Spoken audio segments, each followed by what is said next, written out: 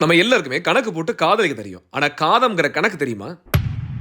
காதல் சரி, அது என்ன காதம்? கொஞ்சம் தமிழ் கணக்க பார்ப்போம் வாங்க. 10 கோன் என்பது ஒரு நுண்ணணு, 10 நுண்ணணுவோ ஒரு அணு, 8 அணுவோ ஒரு கதிர்த்துகள், 8 கதிர்த்துகளோ ஒரு துசும்பு, 8 துசும்பு சேர்ந்தது ஒரு மயிர் நுனி, 8 மயிர் நுனி சேர்ந்தது ஒரு நுண்மணல், 8 நுண்மணல் சேர்ந்தது ஒரு சிறு கடுகு, 8 சிறு கடுகு சேர்ந்தது ஒரு எள், 8 எள் சேர்ந்ததோ ஒரு நெல், 8 நெல் சேர்ந்ததோ ஒரு விரல், 12 விரலோ ஒரு சான், 2 சானோ ஒரு முழம், 4 முழமோ ஒரு பாகம், 6000 பாகம் என்பது ஒரு காதம், 4 காதம் என்பது ஒரு யோசனை. இன்னைக்கு கணக்கு உங்களுக்கு புரியும்படி சொல்லணும்னா, ஒரு காதம்ங்கிறது சுமார் 10 இருந்து 16 கிலோமீட்டர் தொலைவுள்ள நீளம். இந்த காதம்ங்கிற சொல் 1000 ஆண்டுகளுக்கு முன்னாடி எழுதப்பட்ட 4000 திவ்ய பிரபந்தத்துல பெரியாழ்வார் அவருடைய பாசத்துல கூட இடம்பெற்று. காதம் பலவும் திரிந்து உழன்றேற்கு அங்கோர் நிழலில்லை நீருமில்லை, உன் பாத நிழல் அல்லால் மற்றோர் உயிர்ப்பிடம் நான் எங்கும் காண்கிறேன். நெடுந்தூரம் பயணிக்கிறத காதம் பலவும் தெரிந்துன்னு சொல்லி அவருடைய பாசுரத்துல குறிப்பிட்டிருக்காரு. காதலுக்கு கண்ணு இல்ல, ஆனா தமிழ்ல இல்லாத கணக்கே இல்ல.